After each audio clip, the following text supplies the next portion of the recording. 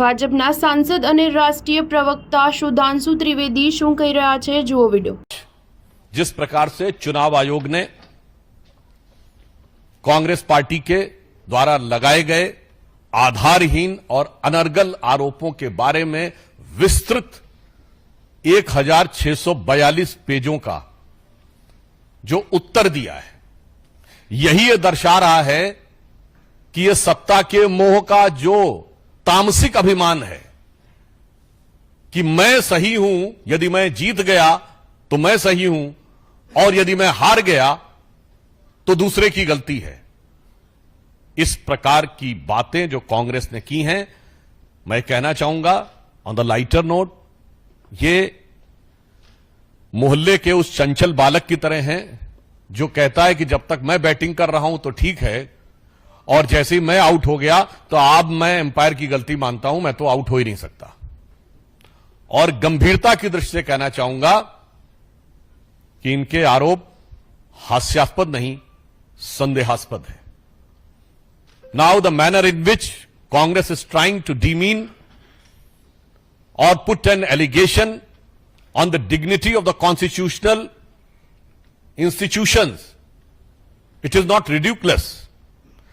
it is surreptitiously suspicious, क्योंकि इसमें एक डिजाइन, एक मोटिव नजर आता है। सबसे पहले मैं कांग्रेस पार्टी से पूछना चाहता हूं कि केवल आप हरियाणा के इर्द गिर्द देखिए, जम्मू कश्मीर में ईवीएम सही काम कर रही थी और पंजाब में ईवीएम ने सही काम किया, हिमाचल में ईवीएम ने सही काम किया और दिल्ली में ईवीएम ने सही काम किया, और एक राज्य बच गया हरियाणा के बगल में राजस्थान, जहां 2018 में सही काम किया था और 2023 में सही काम नहीं किया और केवल हरियाणा में गलत काम किया। मुझे लगता है 99 के नशे में सत्ता को अपनी मान लेने के अहंकार में जो नशे में गाड़ी चला रहे थे, उसके एक्सीडेंट के लिए दूसरे को दोष देने वाले बिगड़े दिल शहजादे जैसे दिमाग की मानसिकता से उन्हें बाहर आना चाहिए। देश की प्रबुद्ध जनता इस प्रकार के हास्यास्पद तर्कों को अब संदेहास्पद दृष्टि से देखने लगती है कि मात्र पिछले वर्ष तेलंगाना में भी चुनाव आयोग ने बहुत अच्छा काम किया, कर्नाटक में चुनाव आयोग ने बहुत अच्छा काम किया,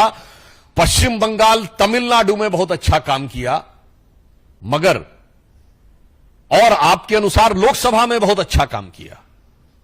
परंतु जहां आप हार गए वहां के ऊपर सवाल उठा। वैसे बिंदुवार चुनाव आयोग ने उत्तर दिया है, यह एक तकनीकी और संवैधानिक संस्था के द्वारा दिए गए उत्तर के ऊपर मैं कोई टिप्पणी नहीं करना चाहता, मगर मैं इसके राजनीतिक और नैतिक पक्ष के बारे में पूछना चाहता हूं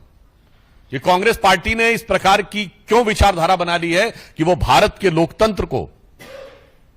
हर संस्था के बारे में संदेह उत्पन्न करके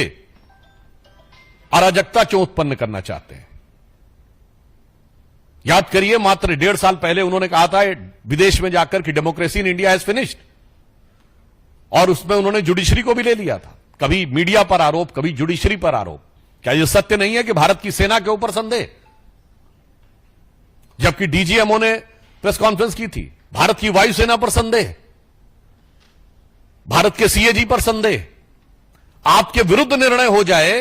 कोर्ट में तो कोर्ट पर संदेह और आपकी सदस्यता बहाल हो जाए तो लोकतंत्र की विजय। मैं देश की जनता से गंभीरता से कहना चाहता हूं कि अभी मात्र कुछ दिन पहले आपने देखा होगा कि उनके सबसे प्रमुख नेता और सदैव उद्वेलित रहने वाले नेता ने कहा कि मैं अनऑफिशियल एमपी रहूंगा।